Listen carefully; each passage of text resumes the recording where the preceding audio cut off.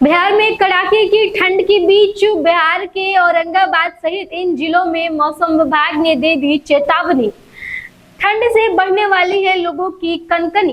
कड़ाके ठंड के बाद औरंगाबाद सहित इन जिलों में आईएमडी की तरफ से दी गई है चेतावनी। अगले 24 घंटे पड़ सकते हैं आपको बहुत ही भारी।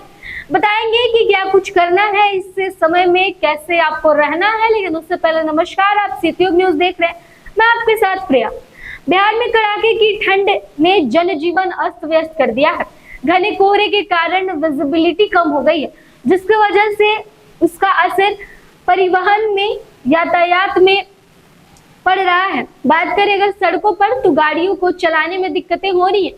सुबह 9-10 बजे तक विजिबिलिटी इतनी कम रह रही है कि सड़कों पर गाड़ियां चलाना मुश्किल हो गया है।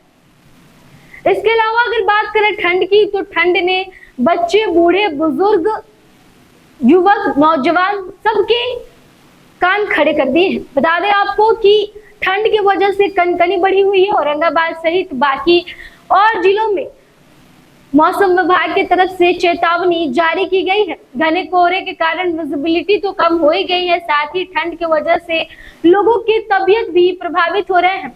ऐसे में डॉक्टर्स ने भी कई एडवाइजरी जारी की है। डॉक्टरों की तरफ से ये कहा गया है कि आप जितना हो सके सुबह और शाम के समय में ट्रैवल कम कीजिए।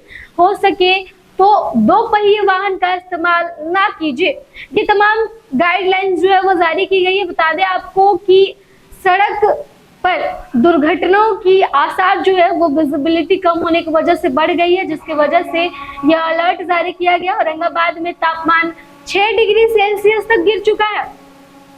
बात करें अगर औरंगाबाद की, तो घने कोहरे के साथ ही यहाँ पर लोगों को सड़कों पर चलने में दिक्कतें हो रही हैं। ठंड जो है वो काफी ज्यादा बढ़ चुका है। मुजफ्फरपुर, नालंदा और अन्य जिलों में भी ठंड का प्रकोप बढ़ गया है। किसानों की फसलों को भी नुकसान हो रहा है। आशंका है कि प्रशासन ने ठंड से बचाव के उपाय करने की अपील भी की है। औरंगाबाद की अगर बात करें, तो औरंगाबाद में पिछले 3 दिनों से कड़ाके की ठंड पड़ रही है। तापमान दिन का 16 डिग्री सेल्सियस और रात का तापमान 6 डिग्री सेल्सियस तक दर्ज किया गया है, जो कि अपने आप में औरंगाबाद की अगर बात करें तो यहाँ पर इसको लेकर के काफी ज्यादा ठंड माना जा रहा है। घने कोहरे के साथ साथ विजिबिलिटी घटकर 3-4 मीटर रह गई है। इससे सड़क और रेल यातायात प्रभावित हुआ है। ट्रेनें देरी से चल रही है और सड़कों पर वाहन धीमी गति से चल रहे हैं। लोग जरूरी काम से ही घरों से बाहर निकल पा रहे हैं। बाजार सूने पड़ गए हैं। इसका असर औरंगाबाद के बाजारों पर भी देखा जा रहा है, सड़कों पर भी देखा जा रहा है। ठंडी की असर जो है वो काफी ज्यादा अपनी छाप छोड़ रही है। ऐसे में मौसम विभाग ने सभी से ये अपील जारी की है कि आप ज्यादा से ज्यादा घरों में रहें, कम जरूरत पड़ने पर ही घरों से बाहर निकले, और अगर जरूरी नहीं है तो सुबह के समय और शाम के समय आप अपने घरों में ही रहें। मौसम विभाग ने अगले 24 घंटों में बादल छाए रहने, हल्की बारिश और तेज सर्द हवाएं चलने की संभावना जताई है। इससे रबी की फसलों को नुकसान हो सकता है। आलू की फसलें वाले चपेट में आ सकते हैं और सरसों की फसल में लाही लगती है। किसानों को फसलों के नुकसान की चिंता भी सता रही है।